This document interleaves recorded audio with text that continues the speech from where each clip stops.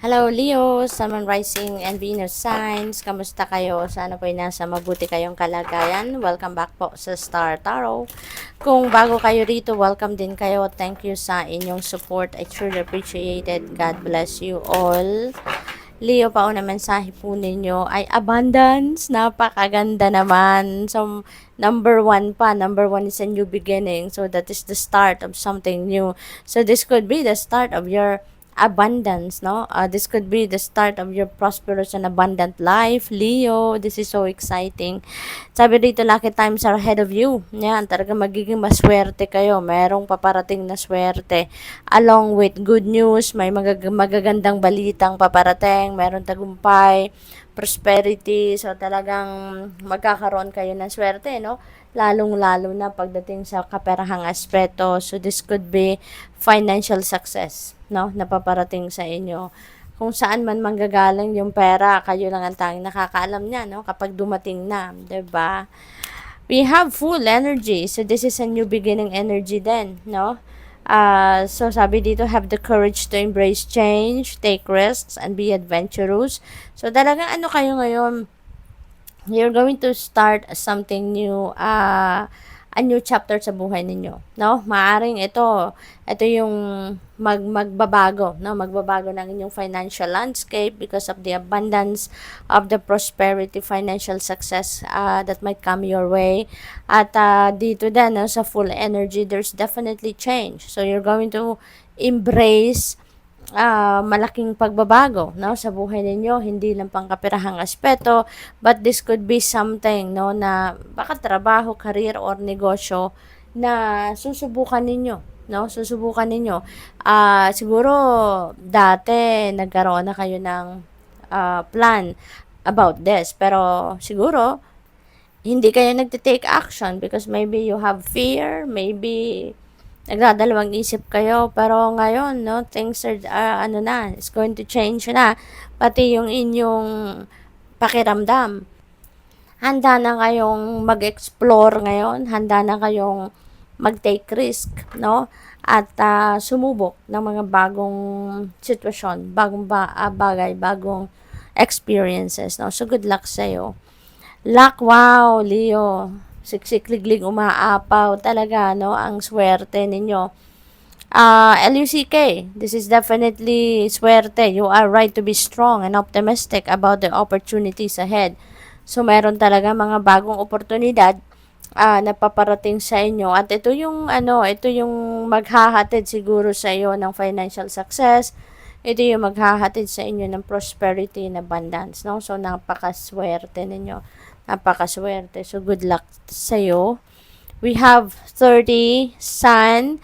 Open your heart to the enormous growth ahead. So, papunta talaga kayo sa pag-asenso. You are up for expansion, for growth, for development, pagyaman, 'di ba? So, nandito na lahat, no, Leo. Maganda ang inyong sitwasyon.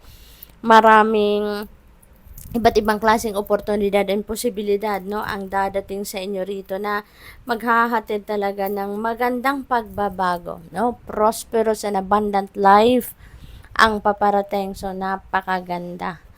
Tignan natin kung ano pa ang mga mensahe para sa'yo.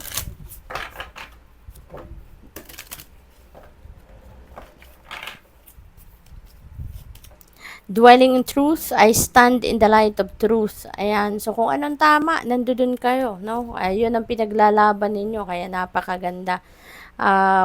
Very, siguro kayo, very transparent, no?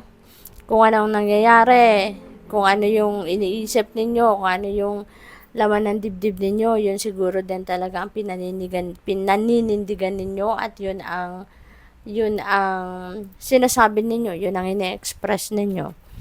We have proceeding softly, my inner power grows in moments of quietude.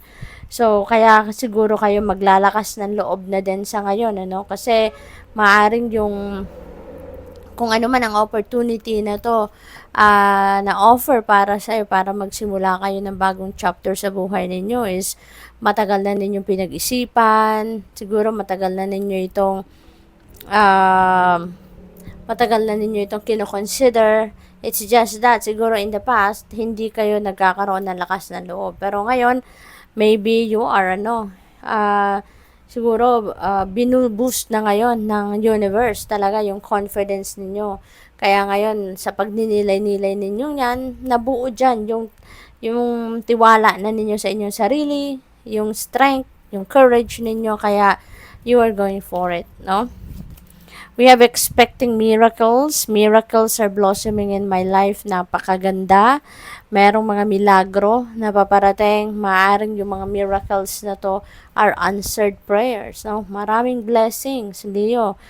You will be filled with happiness and joy around this time kasi ang daming miracles na maaring mag-unfold sa buwan na ito. What else we have open into love? It's love month, di ba? February is love month, kaya ayan, you're being invited as well to open your heart, no? To love, ayan. So, siguro, kung single pa kayo, baka ngayon, mag-entertain na kayo na manliligaw, or siguro, handa na kayong manligaw, yung ganon. Or, maaari din, kung nasa established relationship na kayo, baka sa ngayon din, talagang oozing with love kayo, hindi ba? So, tignan natin kung ano pa yung mga mensahe para sa'yo. We have forgiveness, ayan. So, ano talaga kayo? Your heart is expanding, Kasi handa na rin kayong magpatawad. Handa na rin kayong tumanggap, no? Siguro, ng kung ano man ang nangyari ng mga nakaraan, no? Maybe accepted nyo na ganun talaga ang buhay, 'di ba? Sadyang kailangan nating kailangan nating ma-experience ang kung ano man ang bagay na 'yon para to get to where you are here now, 'di ba? So yung ganun. Kaya siguro naiisip na din naman ninyo na tama na, no? Tama na yung sama ng loob, tama na ngayong mas naiintindihan nyo na, mas emotionally matured na siguro kayo, mas naiintindihan nyo na yung mga bagay-bagay sa buhay, no? Ngayon, mas maluwag na kayo, mas maluwag na ang puso ninyo para sa pagpapatawad, so which is really beautiful. We have community. Ayan. You're very blessed then kasi you have that community of people around you that are very supportive of you, no? Siguro kung anong kailangan ninyo, lalapit lang kayo sa kanila, you're going to reach out to them, and andyan agad sila, no? Yung ganon. So, siguro, you are going to receive so much love, no? From the community around you. Hindi lang yung mga kapitbahay ninyo, kundi siguro yung mga kaibigan ninyo, no? Yung pamilya ninyo, yung ganon. So, they are full of love as well para sa'yo. We have solitude. Ayan. So, meron tayong proceeding softly, tapos solitude. So, magkamag-anak, no? Yung dalawang energies na to. So, this could be, no? This could be what you need right now as well, no? Yung magmuni-muni talaga, magnilay-nilay because maybe you also need to renew yourself, no? Sa sobrang dami din sigurong kasipagan ang ginawa ninyo, maaari talaga din na ngayon, kailangan nyo din mag-step back, no? From that, kailangan nyo din na mag-replenish ng inyong lost energy. Kailangan nyo din na mag-recuperate and rejuvenate and refill your cup, no? So, at the same time, baka sa pagninilay-nilay ninyo, pagmumuni-muni, pagpapahinga ninyo, maaaring meron din ditong marinig kayo, no? Na importanteng gabay, no? From the divine universe para sa iyo. We have adventure, the Fool. You're taking on an adventure and here you go, no?